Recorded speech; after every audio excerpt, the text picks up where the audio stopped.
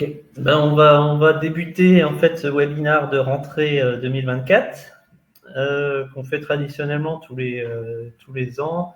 On fait un petit point sur ce qui peut nous attendre en 2024. Alors c'est des prévisions, donc comme toujours les prévisions sont difficiles, sauf quand c'est dans le passé. Donc on va regarder un petit peu les différents sujets qui peuvent nous attendre en 2024 dans ce webinaire. Donc je rappelle juste que ce webinaire est enregistré et que vous pourrez, qu'on vous enverra le lien de la vidéo pour que vous puissiez le diffuser à vos collègues qui n'ont pas pu venir ou si vous voulez revoir certains points. On vous enverra également les slides où il y a les différentes sources qui ont été utilisées pour faire cette présentation.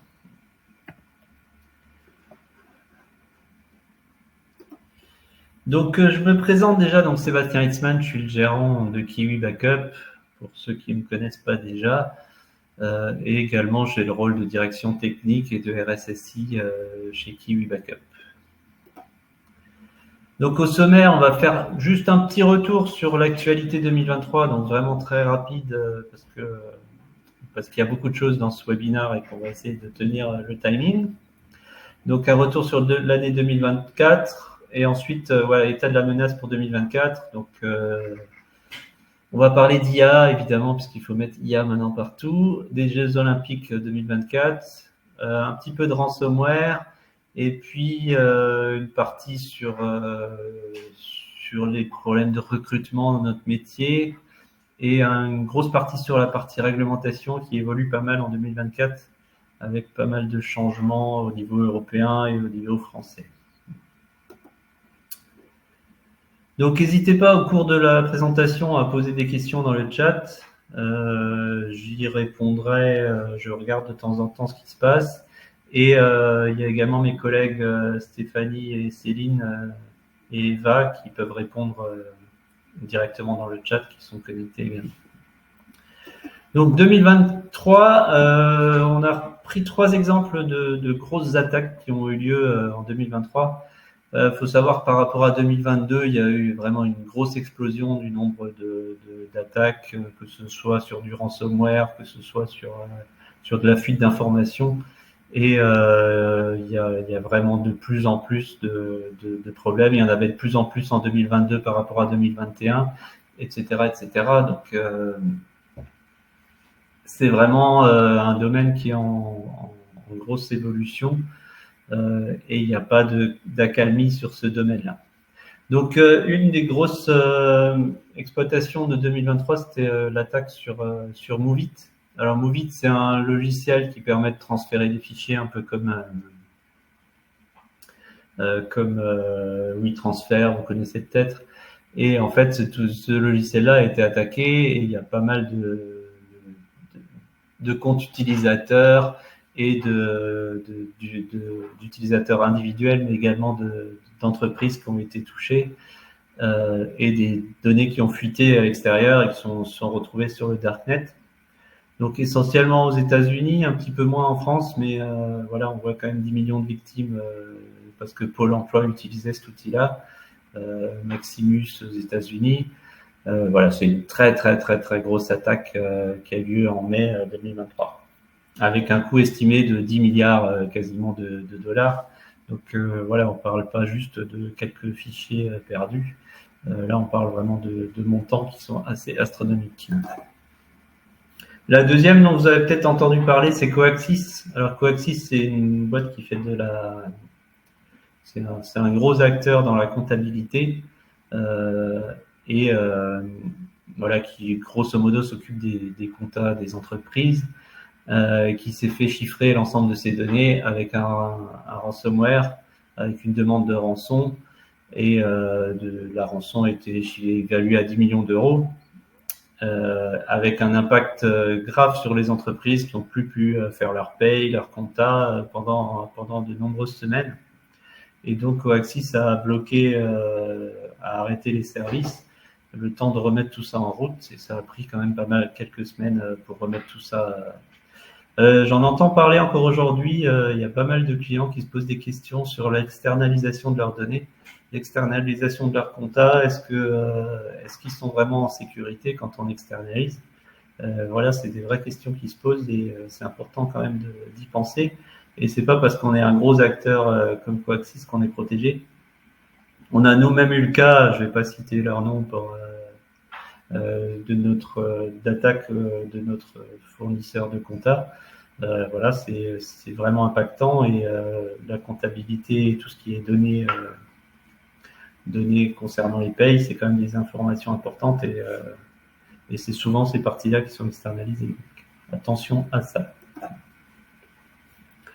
Là, c'est un autre type d'attaque. Là, c'était une attaque DDoS de Cloudflare. Alors, je ne sais pas si vous connaissez Cloudflare. Cloudflare, en gros, c'est un reverse proxy qui assure la sécurité des sites web. Alors, voilà, sur certains sites web, vous avez un petit message qui vous dit est-ce que vous êtes un humain et vous pouvez accéder au site web derrière. Et c'est un très très très très gros acteur. Et ils ont eu une attaque de DDoS, c'est-à-dire DOS, c'est Denial of Service. Donc l'idée, c'est de faire tomber ce service-là pour bloquer l'accès à l'ensemble de leurs clients. Et ils ont eu des pics de requêtes à 71 millions de requêtes par seconde. Donc ce qui a explosé le record précédent qui était à 46 millions. Et donc le principe d'un DDoS, c'est de surcharger les serveurs pour les faire tomber. Et pendant 3 jours, ils ont eu des volumes de 2 Tera 3 de données par seconde. Donc, vous imaginez un peu le volume de données. A priori, ils ont réussi à mitiger l'attaque, mais avec quand même un petit impact sur leur perf et sur la disponibilité des services qui sont derrière. Donc voilà, ça c'est une très très très très grosse attaque aussi qui a eu lieu en 2023. Bon, je m'arrête là pour les exemples, mais voilà, il y a aussi tout un tas d'exemples plus petites en France sur des hôpitaux, comme d'habitude, sur des EHPAD, sur des municipalités, tout ce qui est service public, etc., etc. Et il y a vraiment une grosse augmentation. L'ANSSI a publié un rapport début d'année là sur ce qui s'est passé en 2023 en France, et c'est des choses qui rassurent pas vraiment. Donc maintenant, on va peut-être voir un petit peu 2024. Donc en 2024, si vous ne mettez pas IA dans un slide, vous avez perdu. Dans toutes les communications aujourd'hui, on parle d'IA et en cybersécurité, on en parle également. Aujourd'hui, l'IA a pris beaucoup de place dans l'informatique moderne et notamment des IA génératives, qu'on appelle comme ça, de type ChatGPT, qui permettent en gros de générer de la donnée, donc que ce soit pour générer du texte, du code source, générer des mails, mais également générer des images. On verra plus tard comment ça peut être utilisé. Et c'est des IA qui sont accessibles à tous. Alors ChatGPT, c'est un système payant, mais ça peut être aussi des IA open source qui existent, notamment un français qui marche très très bien, qui est installable par les attaquants. Et donc l'IA est aussi utilisée par les attaquants pour faire un certain nombre de choses. Donc notamment pour faire du phishing. Aujourd'hui, les moteurs anti-phishing, ils s'appuient sur des signatures de mails. Donc, par exemple, si on envoie un mail de phishing à 10 000 personnes, ce mail-là, il va être reconnu par les passerelles et il va être banni. Avec l'IA, c'est plus facile. On peut faire 10 000 mails différents qui n'ont pas la même signature, qui disent à peu près la même chose, mais il suffit de passer un petit moteur d'IA en lui disant « Vas-y, génère-moi 10 000 mails différents pour faire mon attaque de phishing ». Adapté au public, écrit en français correct, sans problème d'identification, et du coup on peut générer des attaques assez facilement, et aujourd'hui c'est massivement utilisé. Donc les moteurs d'anti-spam par signature ne marchent plus aujourd'hui contre le phishing. On peut également faire des deepfakes, c'est-à-dire qu'on peut créer des faux profils. Il y a des outils d'IA qui permettent de générer des photos de profil qui sont tout à fait réalistes. qui sont indistinguables d'une photo réelle et qui sont des faux gens. Donc, et pareil, on peut en faire 10 000 différents, créer 10 000 comptes Instagram, demander des connexions, 10 000 comptes LinkedIn et faire des attaques de ce type-là grâce à l'IA. Donc l'IA ne révolutionne pas l'attaque en elle-même, mais permet d'industrialiser la chose et d'aller beaucoup plus vite sur la génération de faux profils, notamment. Voilà, les faux profils existaient déjà, mais c'était un peu manuel et un peu compliqué. Et un faux profil, aujourd'hui, grâce à l'IA, on peut lui créer des posts. Les anciens faux profils étaient souvent vides, sans forcément beaucoup d'informations. Là, on peut faire un faux profil avec 500 posts et qui a vraiment l'air d'un vrai. Donc attention à tout ça. Il y a également la possibilité, grâce à ces IA, de faire de l'analyse de code et de faire de la découverte de vulnérabilité. Ça, je suis un peu plus sceptique sur ce point-là. Aujourd'hui, les audits de code laissent quand même un petit peu. Aujourd'hui, c'est compliqué de faire un audit de code par une IA. J'ai essayé sur certains points, ça reste assez basique et c'est un peu compliqué d'être exploitable. Tous les articles qui parlent de ça mettent un gros titre qui dit attention, c'est dangereux, machin, et puis quand on lit le reste de l'article, on se rend compte que en fait, l'analyse que fait l'IA doit être relue par un humain et circonstanciée. Donc c'est un peu moins convaincant.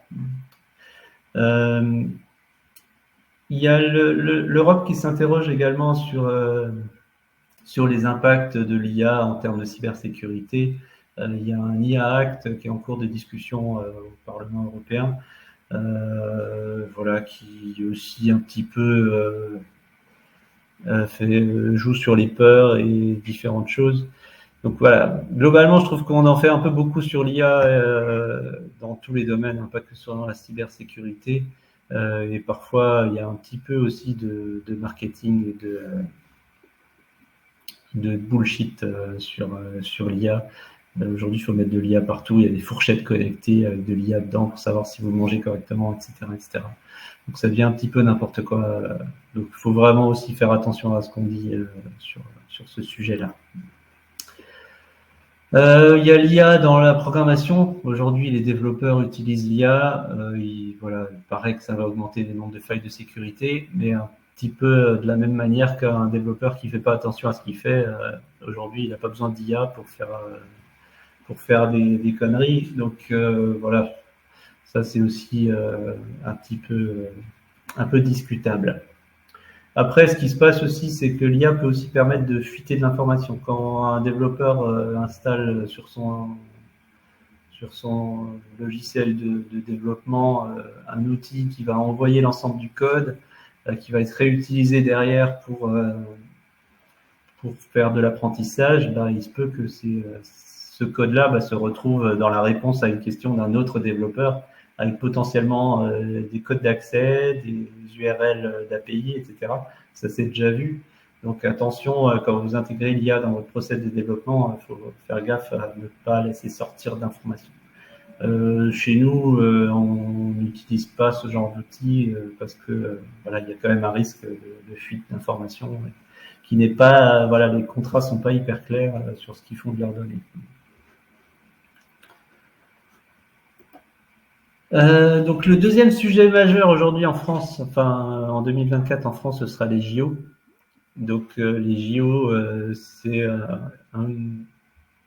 un événement majeur mondial qui attire beaucoup de monde, qui donne une visibilité énorme à tout ce qui s'y passe, et également aux attaquants, donc avec une potentialité de mettre vraiment le bordel en gros dans la partie infra des JO. Et donc par exemple, pour donner un exemple, sur les JO de Tokyo, il y a eu 450 millions d'attaques et on prévoit 7 fois plus pour Paris 2024. Donc ça, c'est pareil, c'est des prévisions alarmistes, mais disons qu'il y a une grosse tentation quand même d'aller si on arrive à faire un ransomware qui attaque les retransmissions de télé pendant les JO, ça aura un impact mondial et potentiellement beaucoup de choses. Alors, il y a tout ce qui est grand public, mais il y a également tous les prestataires extérieurs qui peuvent être impactés. Et donc, il y a l'ANSSI qui a publié notamment des tests, des recommandations pour tous les gens qui travaillent avec les JO pour qu'ils augmentent leur sécurité. Alors peut-être qu'il ne se passera rien, mais en tout cas, c'est toujours une bonne occasion de parler de cybersécurité et de faire en sorte que les gens se sentent un petit peu concernés par la cybersécurité. Donc après, voilà, sur la partie billetterie, les salles de presse, les accès au stade, bloquer les portiques de sécurité par une attaque, ça pourrait impacter fortement et rendre les choses très visibles. Donc voilà, le dispositif mis en place par l'ANSSI, j'en ai déjà parlé, avec des exercices de crise qui seront organisés en 2024 pour se préparer. Voilà. Moi, je pense que c'est aussi une bonne occasion de parler de cybersécurité et d'utiliser les JO aussi un petit peu pour ça. Maintenant, est-ce qu'il se passera quelque chose ou est-ce qu'il ne se passera rien? Je ne sais pas. Le troisième sujet dont je voulais parler, j'ai lu un article assez marrant sur une promotion sur un ransomware as a service qui disait voilà, cette année c'est les soldes, vous avez 50% de remise sur le ransomware. Voilà, on avait déjà parlé de ransomware as a service. Le principe, c'est qu'en gros, vous êtes quelqu'un de malveillant, un attaquant, sauf que vous n'avez aucune compétence technique. Vous voulez juste faire de l'argent. Vous pouvez louer un ransomware sur des sites dédiés. Et il y avait une promotion spéciale, 50% de remise sur le ransomware. Et donc, les cybercriminels aujourd'hui louent et utilisent ces services plutôt que de développer les leurs. Parce qu'aujourd'hui, développer un ransomware, c'est compliqué. Ça demande vraiment des compétences techniques pour bypasser les antivirus, etc., etc. Et donc, c'est aujourd'hui très, très facile de mener une campagne de ransomware sur la cible qu'on veut. Il y a des gens spécialisés pour faire des listes de cibles. Ensuite, vous mettez votre liste dans un ransomware as a service et vous collectez l'argent qui arrive. Il y a un service support, donc ils peuvent vous aider si vous savez pas trop comment faire le déploiement, etc. Et donc voilà, ça c'est des services qui se développent fortement. Alors de temps en temps, il y a des arrestations quand même, donc il y a des services qui ferment, mais il y en a 3 autres qui rouvrent aussi dès que c'est fermé. Donc voilà, c'est un service commercial aujourd'hui. Donc certains, il y a Logbit notamment qui est assez célèbre. Mais il y en a des nouveaux, Drama, Darkside, etc., sur lesquels on peut s'abonner et lancer des attaques très très facilement. Donc notamment, il y a eu un article sur Creeper qui est en gros un article un petit peu commercial qui explique que Creeper c'est le meilleur ransomware du monde et il y a eu une analyse notamment de Kaspersky qui a vérifié un petit peu qu'est-ce qui était vrai, qu'est-ce qui était pas vrai. Et il faut pas oublier en fait que ces gens-là sont des escrocs et qu'ils sont à la fois escrocs pour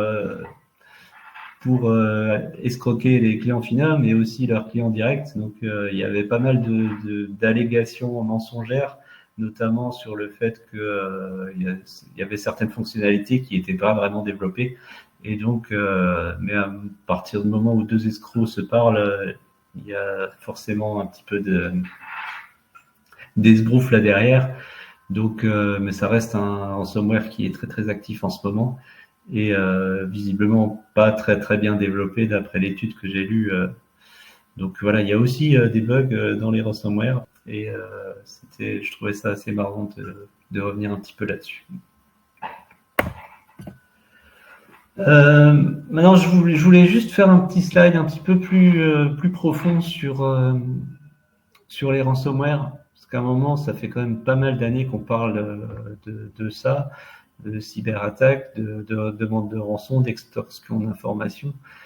Et je me suis dit, bah, peut-être qu'un jour, il faudrait quand même se pencher sur la question un peu plus sérieusement qu'en disant il faut installer un antivirus et faire des sauvegardes. Alors c'est très bien, faites des sauvegardes et mettez des antivirus, mais je voulais faire un peu plus de prospective en disant, bah, tiens, qu'est-ce qu'on peut faire d'autre que juste ça, et quelle serait une solution un peu plus systémique pour éviter que les ransomware puissent aussi facilement, enfin, je mets le facilement entre guillemets, attaquer nos systèmes et puis s'installer et rendre les systèmes d'information un petit peu vulnérables. Donc j'ai listé un certain nombre de points qui sont intéressants, qui sont des pistes d'études, des pistes sur lesquelles des gens travaillent pour essayer d'avoir un système d'information plus robuste et qui ne serait pas vulnérable au ransomware quel qu'il soit dans le futur. Donc il y a déjà un thème qui est de séparer aujourd'hui les données et les logiciels. Les ransomware s'attaquent aux données, exfiltrent des données, chiffrent des données. Si demain la partie données elle est complètement séparée de la partie programme, ça devient plus difficile. Un programme peut s'exécuter, faire des choses, mais si au niveau des données, aujourd'hui on met tout sur le même disque dur. Aujourd'hui sur votre disque dur, vous avez à la fois des données et des programmes. Et c'est ça qui fait que en fait c'est plus facile d'attaquer des données parce que certaines données se transforment en programme. En gros, c'est ça la substantifique moelle d'une attaque aujourd'hui, c'est que voilà, il y a des dépassements de piles, etc. Et c'est que les données qu'on injecte se transforment en programmes exécutables et font qu'on puisse avoir des failles. Donc si on a des systèmes qui peuvent séparer correctement la partie logicielle et la partie données, ça permettrait de régler ça. Aujourd'hui, il n'y a pas d'attaques qui vont corrompre des bases de données. C'est beaucoup plus difficile d'aller chiffrer le contenu d'une base de données qu'un disque dur.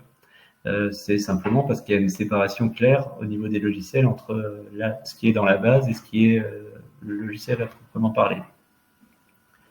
Le deuxième sujet, c'est les données immuables. S'il n'y a pas de possibilité de modifier les données, il n'y a pas d'attaque ransomware possible.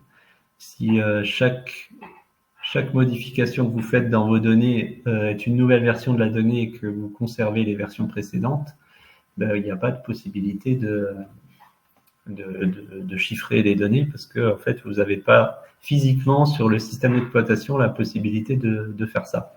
Donc, si c'est pas physiquement possible, le ransomware peut pas le faire non plus.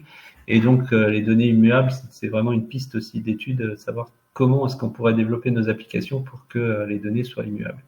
Alors, chez Kiwi, c'est le cas. Aujourd'hui, vous n'avez pas la possibilité d'aller modifier une ancienne sauvegarde, mais on pourrait étendre ce concept-là à une paye, une compta.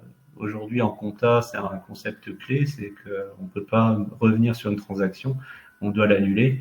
On pourrait tout à fait faire en sorte que ce soit garanti au niveau du système d'exploitation et ça réduirait fortement les probabilités d'attaque par ransomware. Ensuite, il y a d'autres pistes, c'est les architectures applicatives. À partir du moment où chaque application est indépendante, déployée sur un serveur dans des conteneurs ou des choses de ce type-là, la surface d'attaque est aussi beaucoup réduite. Et aujourd'hui, une comptabilité installée sur un serveur se fait attaquer par votre logiciel de mail. C'est quand même assez dingue de savoir qu'en cliquant sur un mail, je peux impacter ma compta. Si ces deux applications-là étaient séparées et gérées de manière isolée, ce risque-là n'existerait pas. Donc c'est assez intéressant de se poser ce genre de questions. Alors il y a des gens qui se sont posés ce genre de questions et qui déploient des OS sans installation. C'est-à-dire qu'on peut sans installation n'est pas tout à fait le bon terme, mais sans package. C'est-à-dire que je pourrais avoir par exemple un OS sur lequel je ne peux pas faire de mise à jour.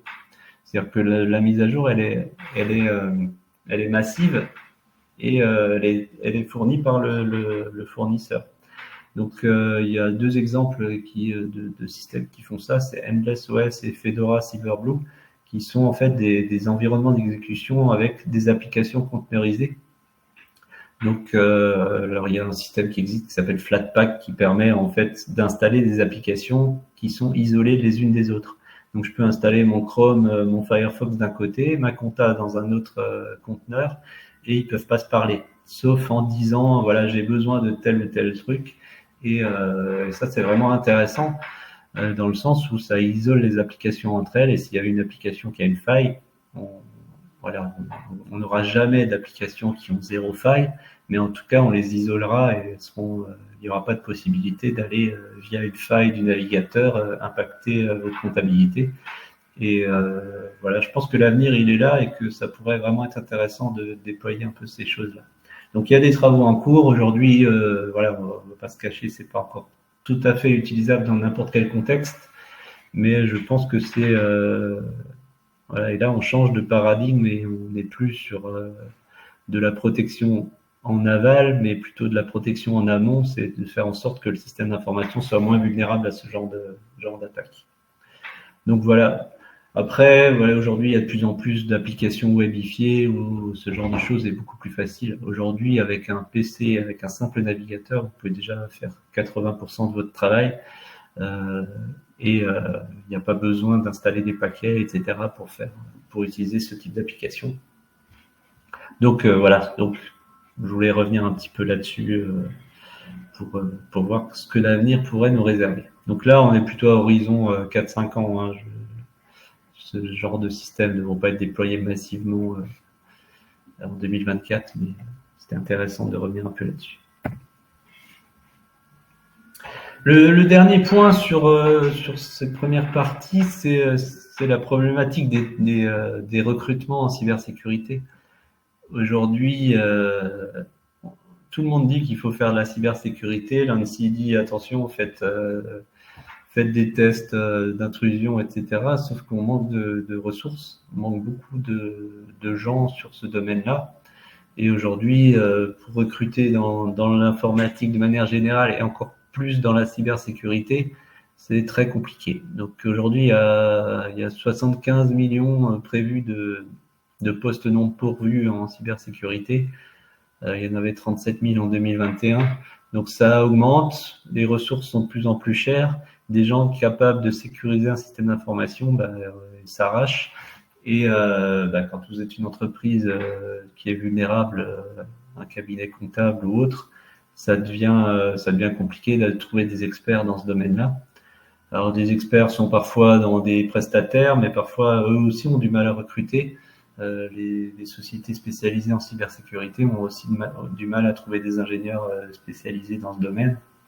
Et c'est un vrai problème aujourd'hui dans le sens où on sait quoi faire, mais on n'a pas les ressources pour le faire. Donc attention à ça. Et aujourd'hui, c'est vrai qu'on est obligé de faire avec ce qu'on a et c'est assez compliqué. Voilà. Pour cette partie un peu technique, je vais finir également par une partie un petit peu plus réglementation parce qu'il y a eu pas mal d'évolutions en 2023-2024 et la réglementation pour moi c'est quand même aussi des choses qui sont importantes et il y a pas mal d'évolutions et ça avance dans le bon sens. Donc notamment il y a une nouvelle version de la norme ISO 27001. Donc alors Kiwi Backup est certifié 27001, donc c'est des choses sur lesquelles on travaille concrètement pour notre société.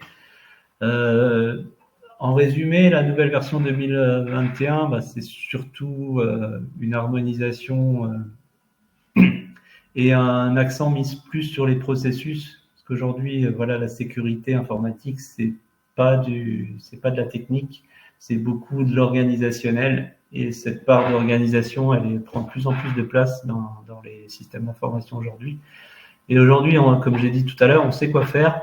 On sait qu'il faut patcher les machines, on sait qu'il faut installer des systèmes d'antivirus, on sait qu'il faut surveiller les logs, mais ça manque un petit peu d'organisation et d'humain derrière pour faire tout ça. Donc la nouvelle norme met plus l'accent sur ces parties-là et sur l'interaction entre ces gens-là, entre les gens qui vont installer des systèmes et d'autres qui vont les surveiller. Parfois, il y a un peu des trous dans la raquette, donc la partie organisation est vraiment importante. Voilà, il y a des petites choses sur le mécanisme d'audit pour simplifier un petit peu ça, parce que parfois, effectivement, les audits, c'est point par point et c'est pas toujours rangé dans le bon ordre. Donc là, il y a des blocs un peu plus thématiques et faciliter un petit peu la mise en œuvre des audits. Et après, voilà, il y a des mises à jour par rapport à l'ancienne version qui datait de 2013, si je dis pas de conneries. Où voilà, aujourd'hui aujourd'hui, l'informatique depuis 2013 a quand même évolué. Il y a beaucoup plus de cloud, beaucoup plus de choses qui se font en continu. Il y a l'avènement du DevOps. Donc ça crée des nouvelles vulnérabilités, mais ça rend obsolète aussi un certain nombre de mesures qui étaient préconisées. Donc il y a pas mal de choses qui ont été mises à jour sur cette partie-là. Voilà, donc normalement la norme est sortie en 2022. On a 3 ans pour tous les gens qui étaient certifiés. 27001, à partir de 2025, la nouvelle norme sera obligatoire et donc c'est celle-là qui sera appliquée sur l'ensemble des certifications. L'autre règlement qui est sorti donc en 2022 également, c'est NIS 2. Donc NIS 2, en gros, c'est un gros texte qui parle de la sécurisation et de cybersécurité de tous les produits avec des éléments numériques. Alors ça, c'est assez vaste. Ça peut être tout ce qui est objet connecté du quotidien, donc un Google Home, un smartphone, un ordinateur, un frigo connecté, enfin tout et n'importe quoi. Et donc il y a un certain nombre de règles qui sont imposées par cette réglementation. Alors ça peut être des choses assez simples. C'est par exemple, il faut pas qu'il y ait un mot de passe par défaut sur votre système.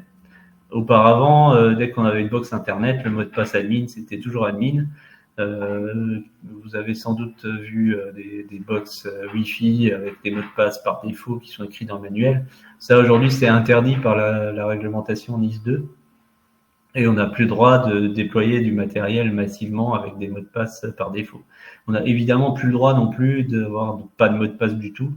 Il y a un certain nombre de textes qui disent voilà, il y a une obligation de sécurisation par défaut. Quand je l'achète, je dois avoir une sécurisation minimale avec la possibilité de changer les mots de passe, par exemple. Et ça, c'est aussi une obligation.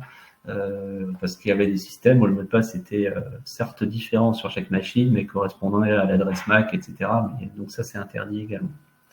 Donc c'est vraiment, ça vise tous les secteurs avec les produits stratégiques. Donc évidemment les OS que vous avez sur vos machines, les hyperviseurs, antivirus, gestionnaires, objets connectés dans le domaine industriel ou personnel. Donc c'est assez vaste comme texte. Et ça s'applique à partir d'aujourd'hui, enfin à partir de 2022, donc ça va continuer de s'appliquer. Aujourd'hui, voilà, comme à peu près toujours, les textes ont un peu d'avance sur la pratique, comme le RGPD, ça a mis quelques années à se déployer de manière assez claire et massive. Je pense que NIS 2, c'est un peu pareil, ça commence vraiment à être mis en place sur les objets connectés. Par exemple, si vous en avez acheté un avant 2022, il n'est pas concerné par la réglementation. Donc ça va produire son effet encore en 2024 et puis sans doute un petit peu plus tard aussi. Le dernier point dont on parle beaucoup, c'est la qualification Secnum Cloud. Tout le monde veut du Secnum Cloud partout, sur tous les sujets. Juste pour rappel, Secnum Cloud, c'est une réglementation de l'ANSSI, donc c'est quelque chose de français, franco-français, qui n'est pas reconnu au niveau européen et qui vise en fait essentiellement tout ce qui est service, je ne sais plus l'acronyme, service de valeur stratégique. Je ne sais plus exactement quel est l'acronyme, mais en gros tous les opérateurs de ISV, voilà, de infrastructure stratégique français. Donc quand on dit ça, on n'a pas dit grand-chose, c'est assez vaste c'est assez vague comme définition, mais grosso modo, ça vise les grands acteurs des télécoms. Donc parce que c'est des services stratégiques. Par exemple, si vous gérez tout l'appel du 15 pour le SAMU, par exemple, vous êtes un service stratégique pour la France. Si vous êtes France Télécom qui a 50% des lignes fibres dans le pays, vous êtes stratégique, etc., etc. Donc tous les gros acteurs de l'hébergement, que ce soit OVH, Orange, etc., sont concernés par le Septum Cloud avec un système d'audit et de vérification du niveau de sécurité. Donc c'est quelque chose d'assez compliqué à obtenir et qui est assez coûteux et donc qui s'adresse essentiellement vraiment aux gros acteurs. Et là, l'objectif, c'est de déployer en 2024, c'est d'essayer d'élargir un petit peu le spectre et de plus concerner que les gros acteurs, mais c'est de standardiser un peu ces exigences à des acteurs un petit peu plus petits. Comme nous, par exemple, on s'est posé la question de faire qualifier Secnum Cloud. Aujourd'hui, voilà, le coût est quand même assez important et c'est pas encore à notre niveau de faire du Secnum Cloud. Même si l'ANSSI pousse en ce sens, c'est un petit peu compliqué. Le deuxième point, c'est qu'ils essayent de standardiser ça au niveau européen et de pousser pour qu'il y ait un Secnum Cloud européen et que ce soit pas uniquement franco-français, ce qui est quand même plus intéressant effectivement aujourd'hui d'avoir une certification qui n'est valable que en France. C'est un petit peu délicat et donc ça serait bien quand même qu'il y ait quelque chose à un niveau un peu plus élevé que uniquement franco-français. Donc voilà, c'est des sujets qui restent sur le tapis aujourd'hui et qu'on étudie aussi de manière un petit peu plus précise. Donc il y a également l'Europe qui travaille notamment sur une politique commune. Voilà, quand je disais c'est que Secnum Cloud peut devenir européen, bah, ça rentre un petit peu dans ce cadre-là. C'est de travailler sur une politique commune de labellisation de tout ce qui est cyber, de tout ce qui est informatique. Nice, ils ont commencé le travail avec Nice 2 sur tout ce qui est objet. Voilà, l'idée c'est d'avoir notamment HDS par exemple sur la gestion des données de santé est un référentiel purement français. Donc HDS n'est pas valable en Allemagne, ce qui est un peu gênant. Voilà, l'idée c'est de travailler un peu sur ces sujets-là et il y a des choses en cours au niveau de la Commission européenne. Et donc voilà, l'idée c'est de protéger un peu tous les citoyens européens et pas uniquement chaque pays avec tous les coûts que ça engendre et la complexité de travailler au niveau européen. Dernier petit slide sur on a vu pas mal de choses sur les certifications et c'est mon petit coup de gueule du jour. C'est bien de demander des certifications.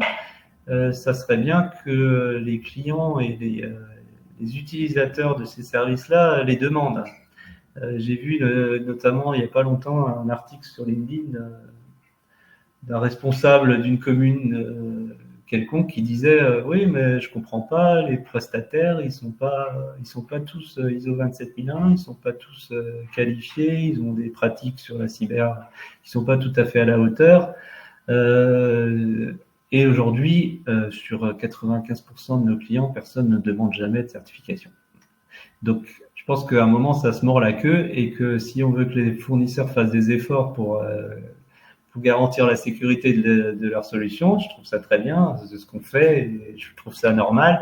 Mais si on avait un petit peu de demande de la part de nos clients et des choses un peu plus précises sur ce qu'attendent nos clients, bah ça permettrait aussi de nous motiver un petit peu plus aussi et motiver un peu plus les autres acteurs parce qu'aujourd'hui on est un petit peu à égalité avec des gens qui font rien en termes de certification, qui hébergent les données de santé contrairement à l'ensemble, à toutes les réglementations, qui font un peu n'importe quoi en termes de sécurité et ça pose pas de problème. Voilà.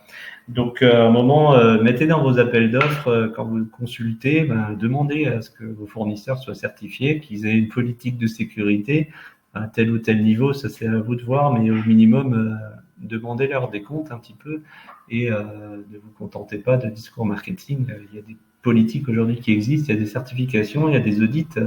Nous, on fait l'effort de faire tout ça.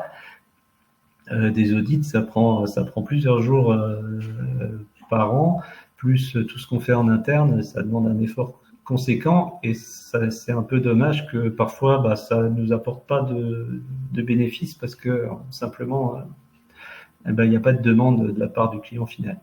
Donc c'est en train de changer, hein. Ce que je dis là, c'était valable l'année dernière. Il y a de plus en plus de gens on a eu une première audit entre guillemets d'un client qui est vraiment allé creuser un petit peu notre politique de sécurité. Et je trouve ça très bien. Mais aujourd'hui, sur les clients un petit peu de moyenne taille, c'est beaucoup moins le cas et ça serait bien que ça se développe.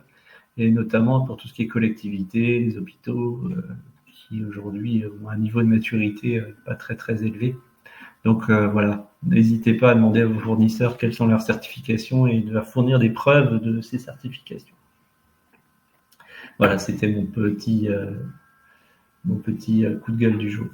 Donc là, il y a les sources, je ne vais pas vous en parler évidemment parce que j'ai déjà tout dit, mais c'est quand vous aurez les slides, vous pourrez vous référer à cet ensemble d'articles.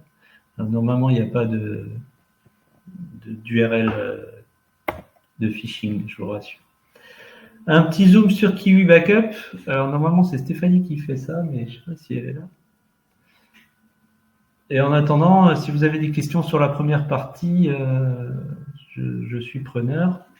A priori, j'ai l'onglet questions. Oui, effectivement, vous aurez le replay et la présentation de la réunion. Pas de souci. Donc, pas de nouvelles de Stéphanie. Donc, je vais faire le petit zoom sur Kiwi Backup. Voilà, l'objectif, c'est pas de vous faire la pub, mais simplement de rappeler un certain nombre de faits sur Kiwi. Donc, Kiwi est un logiciel de sauvegarde externalisé. Donc, j'insiste sur le externalisé parce que c'est la seule solution aujourd'hui contre les ransomware. Si votre sauvegarde est interne à votre système d'information, en gros, c'est accessible par des attaquants et potentiellement chiffrable au même titre que toutes les autres données.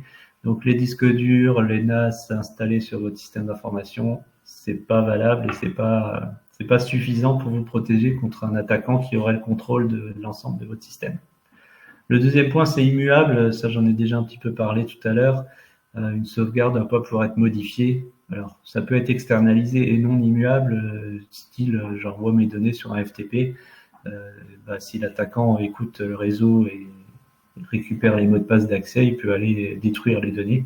Ça, c'est pas possible chez Kiwi, même en ayant l'accès, les credentials d'accès à notre plateforme, il n'y a pas de possibilité de modifier une sauvegarde.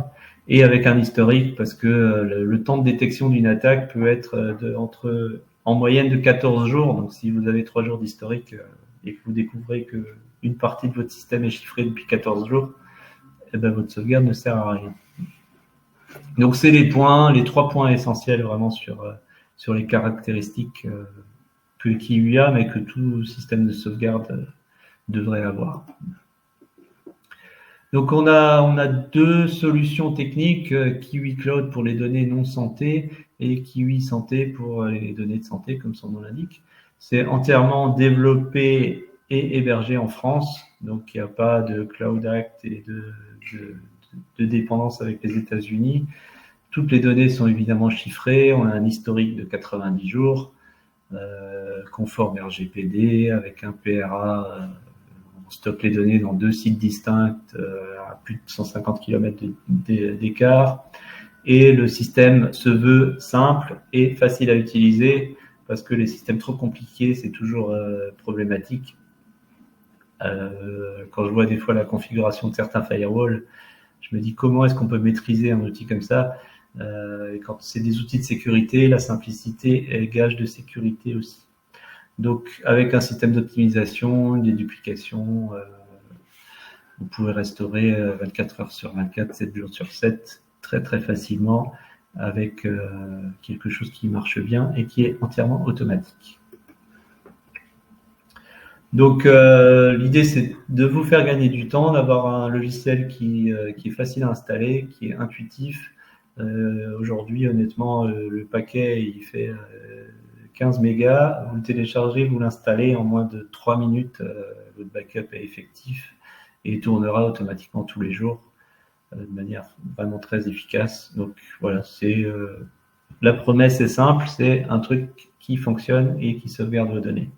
C'est multiplateforme, donc ça fonctionne sur Windows, évidemment, sur Mac, sur Linux, également sur les NAS Synology et QNAP, d'autres NAS si vous voulez. On sauvegarde également Office 365, et ce qui n'est pas écrit sur ce slide, c'est aussi Google Workspace, pour à la fois tout ce qui est Drive, SharePoint, tous les Teams, Drive, etc. Mais également les mails, donc les mails Office et les mails Gmail. Du coup, en cloud to cloud, c'est-à-dire qu'il n'y a rien à installer, ça va automatiquement chercher les données chez Microsoft et chez Google pour les transférer sur notre plateforme avec un historique de 90 jours et un archivage complet de ces données-là. Voilà pour la petite présentation. Si vous avez des questions, n'hésitez pas à nous contacter. Donc, soit moi si vous avez des questions techniques, ou Stéphanie pour tout ce qui est partie commerciale. Si les produits Kiwi Backup vous intéressent, n'hésitez pas. Voilà. Donc, il vous reste 2 minutes pour poser des questions. Donc, et j'y répondrai avec plaisir.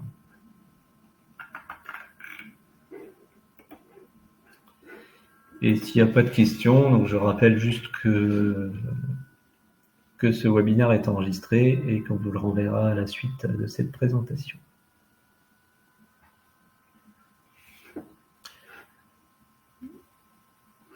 Merci à vous.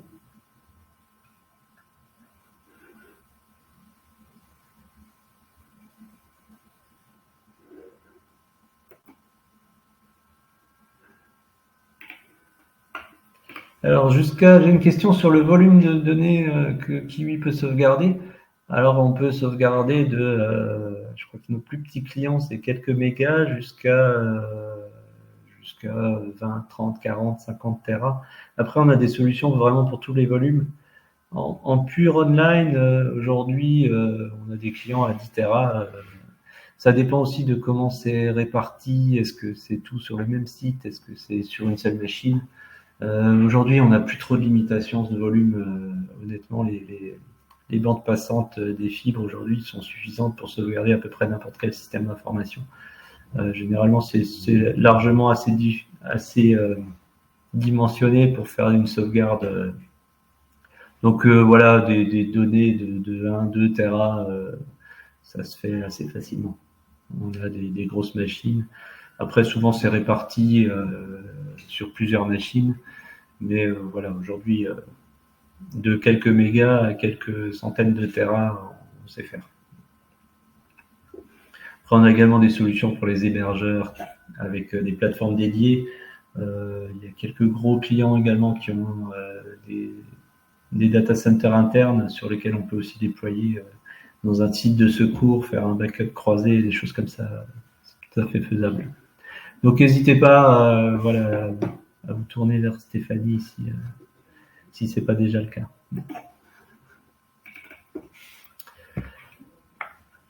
Ok, sur ce, merci à tous, bon appétit et je vous souhaite une bonne journée et je vous dis à bientôt pour le prochain webinaire.